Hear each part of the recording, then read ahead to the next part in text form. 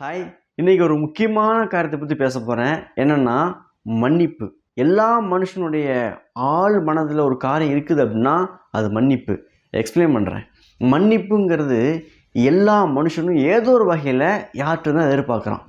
இனி அவங்க மன்னிக்க மாட்டாங்களா, நான் தெரியாமல் பண்ணிட்டேன் அப்படின்னு சொல்லிட்டு ஒரு வேளை அவங்கள்ட்ட போய் நேரில் மன்னிப்பு கேட்கறதுக்கு மனசு இல்லாட்டினாலும், ஆனால் மன்னிச்சா நல்லா இருக்குமே அப்படிங்கிற எண்ணம் எல்லாருடைய மனசுலையும் ஏதோ ஒரு வகையில் யார்கிட்ட தான் எதிர்பார்த்துட்ருக்கோம். உங்களுக்கே தெரியும், நீங்கள் யோசிச்சு பாருங்கள். அவங்க என்னை மன்னிச்சா நல்லா இருக்குமே, நான் தான் தப்பு பண்ணிட்டேன், ஆனால் ஒத்துக்கிறதுக்கு நமக்கு தைரியம் கிடையாது. ஆனால் அவங்க மன்னிச்சா நல்லா இருக்குங்கிறது எண்ணம் கூட மனசில் இருக்கும்.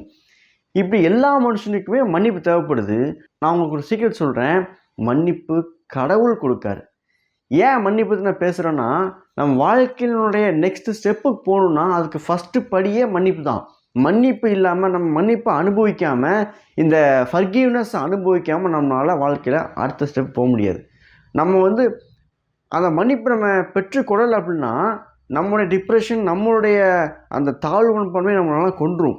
மன்னிக்கப்படாமல் இருந்தால் அது ஒரு மாதிரி அன்ஹெல்தியாக ஃபீல் ஆகி நம்மளால் அடுத்த ஸ்டெப்பை எடுத்து வைக்க முடியாது.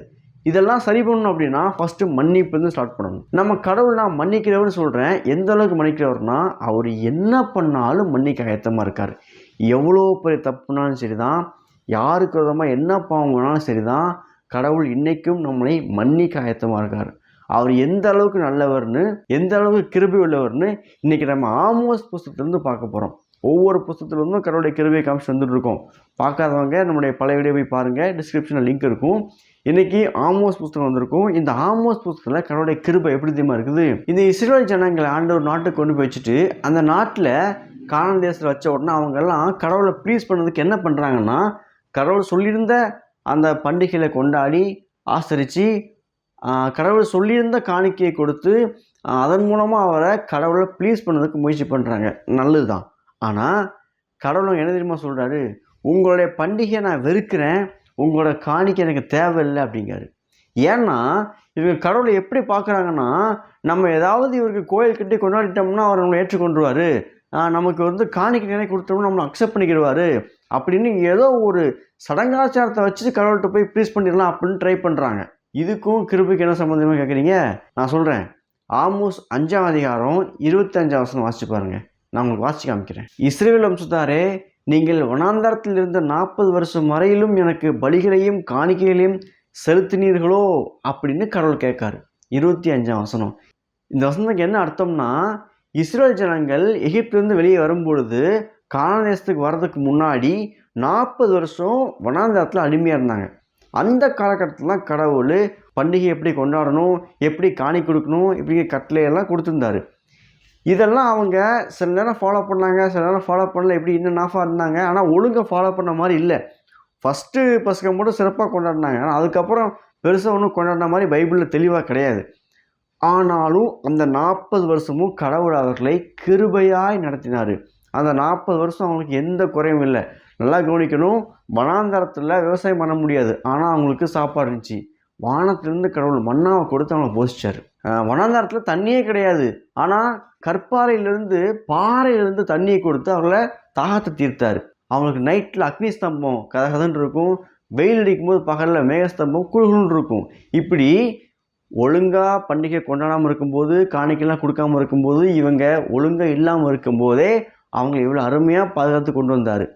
இதை தான் கேட்காரு, நீங்கள் எனக்கு இப்போ கொண்டு வந்து காணிக்க அதெல்லாம் கொடுக்குறீங்க, அதன் மூலமாக என்னோடய அன்பை சம்பாதிக்கலாம் ட்ரை பண்ணுறீங்க, ஆனால் நீங்கள் எதுவுமே கொடுக்காமல் இருக்கும்போது நான் உங்களை நேசித்தேனே, அதெல்லாம் மறந்துட்டீங்கன்னா அப்படின்னு சொல்லி கடவுள் கேட்காரு. இதை தான் நான் உங்களுக்கு சொல்கிறேன்.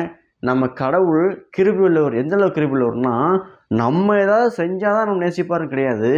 நம்ம ஏதாவது செய்யறதுக்கு முன்னாடியே நம்மளை நேசிக்கிற நல்ல கிருபை உள்ள கடவுள். அந்த கடவுள்கிட்ட ஏராளமான மன்னிப்பு இருக்குன்னு நான் உங்களுக்கு வெளிப்படுத்துகிறேன்.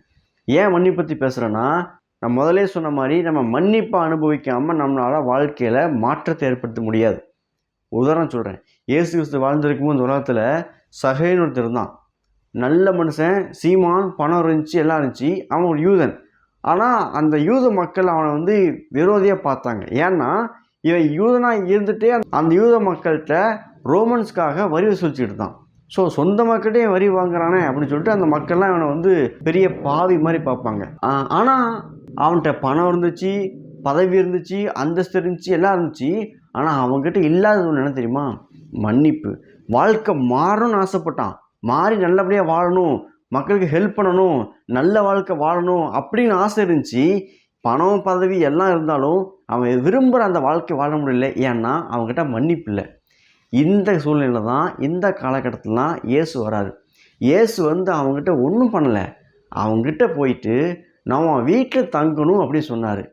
அதன் மூலமாக என்ன சொல்ல வர்றாருன்னா, நான் உன்னை மன்னிச்சிட்டேன், யாருமே உன்னைய ஏற்றுக்கொள்ளாட்டாலும் நான் உன்னை ஏற்றுக்கொண்டிருக்கிறேன், ஏன்னா நான் உன்னை மன்னிச்சிட்டேன் அப்படி சொல்லி அவன் வீட்டில் போயிட்டு அவன் கூட இருந்தார். இதன் மூலமாக அவனை மன்னிச்சிட்டேன்னு சொல்லி காமிச்சார். அதுக்கப்புறம் அவன் வாழ்க்கையே மாறிச்சு. அவன்கிட்ட இருந்த பணத்தை எல்லாத்தையும் மக்களுக்கு இலவசமாக கொடுத்தான், தானமாக கொடுத்தான், வாழ்க்கையை மாற்றினான். அவன் வாழ்க்கையில் சந்தோஷமும் இல்லாத வாழ்க்கை சந்தோஷத்தை கொண்டு வந்துச்சு, சமாதானத்தை கொண்டு வந்துச்சு, அநேகருக்கு ஆசீர்வாதமாக மாறினா. இது எல்லாத்துக்கும் முதல் படியாக இருந்ததுக்கு என்னென்னா மன்னிப்பு. இன்றைக்கி நீங்கள் உங்கள் வாழ்க்கையில் நெக்ஸ்ட் ஸ்டெப்புக்கு போகணும், அடுத்த ஸ்டெப்புக்கு போகணும் அப்படின்னா கடவுளுடைய மன்னிப்பை நீங்கள் அனுபவிக்கணும். ஒருவேளை நாங்கள் ஏற்கனவே இயேசுவை ஏற்றுக்கொண்டிருக்கிறோம், நம்புகிறோம், அவருடைய மன்னிப்பை அனுபவிச்சிருக்கோம் அப்படின்னு சொன்னீங்கன்னா நீங்கள் கடவுள் உங்களுக்கு கொடுத்துருக்கிற மன்னிப்பை நன்றாக புரிஞ்சு கொள்ளுங்கள். எப்படிப்பட்ட மன்னிப்பு பெற்றிருக்கோம் தெரியுமா? நாம் எந்த நன்மையும் செய்யாமல் இருக்கும்போது, தேவனுக்கு பிரியமாக வாழாமல் இருக்கும்போது, அவரை நம்பின ஒரே காரணத்துக்காக, விசுவாசித்த ஒரே காரணத்துக்காக நம்ம செஞ்ச மொத்த பாவத்தையும் மன்னித்து அவருடைய பிள்ளையாக்கியிருக்காரு. அப்போவே அப்படி பண்ணாருன்னா இன்றைக்கி அவர் நம்புகிற நம்ம என்ன பாவம் பண்ணால் நம்மளை மன்னிக்க ஆயத்தமாக இருக்கார். அதனால் இன்றைக்கி தப்பு பண்ணியிருந்தீங்க, பாவம் பண்ணியிருந்தீங்கன்னா உடனே இந்த நிமிஷமே அவர்கிட்ட மன்னிப்பு கேளுங்க. அந்த மன்னிப்பு அனுபவித்து வாழ்க்கையில் அடுத்த ஸ்டெப்புக்கு மூவ் பண்ணுங்கள். பாவம் பண்ண உடனே பிசாசு நம்மளை சொல்லுவான், நீ அப்படியே அவ்வளோதான் பாவம் பண்ணிட்ட, ஒரு நாள் மேலே போக முடியாது, அப்படியே உட்காந்துரு, ஒரு நாள் எதுவுமே செய்ய முடியாது அப்படின்னு சொல்லிட்டு நம்மளை உட்கார வைக்க பார்ப்பான். உட்காந்துடக்கூடாது. கடவுள் நம்ம கொடுத்த மன்னிப்பு அனுபவித்து நம்ம வாழ்க்கையில் நெக்ஸ்ட் ஸ்டெப்புக்கு என்ன போகணுமோ அதுக்கேற்ற மாதிரி தான் முயற்சி பண்ணவே ஒழிய இந்த நெகட்டிவ் தாட்ஸ் எடுத்துக்கிட்டு நம்ம அதை கீழ்ப்படிச்சோம்னா நம்மளால் வெற்றியுள்ள வாழ்க்கை வாழ முடியாது. நமக்கு சிறப்பான பிரகாசமான வனாந்தர வாழ்க்கையில் எல்லாவற்றையும் போதிச்ச கடவுள் இன்றைக்கி நம்ம கூட இருக்கார். நம்மளுடைய வாழ்க்கையில் நம்ம மேலே கொண்டு போகிறதுக்கு. அது மட்டும் இல்லை, நம்மளை மன்னித்து நம்மளை உயர்த்தவும் கடவுள் ஆயத்தமாக இருக்கார். நாம் அவரை நம்ப வேண்டும். நம்பி பாருங்கள், கடவுள் நம்ம வாழ்க்கையை சிறப்பாக மாற்றுவார். செழிப்பான வாழ்க்கையை ஆயத்தமாக வச்சுருக்காரு. அதை நம்பி போனால் போதும், எல்லாவற்றையும் அவர் பார்த்துக்கொள்வார். ஏன் இவ்வளோ ஸ்ட்ராங்காக சொல்கிறேன்னா, இந்த வாழ்க்கை நமக்கானதல்ல, சகலமும் அவர் மூலமாயும் அவருக்காகவும் அவருக்கென்றும் அவருக்காக உண்டாக்கப்பட்டிருக்குது. நம்ம வாழ்க்கை, நம்ம வாழ்கிற வாழ்க்கை, இந்த உலகம் எல்லாமே கடவுளுக்காக, கடவுளால், கடவுள் மூலமாக உருவாக்கப்பட்டது. அவர் நடத்தி செல்வாருங்கிற இந்த முழுமையான நம்பிக்கை நம்மளை எங்கே கொண்டு போய் சேர்க்கணுமோ அங்கே கொண்டு போய் சேர்க்கும். நம்பி பாருங்கள். பாய்.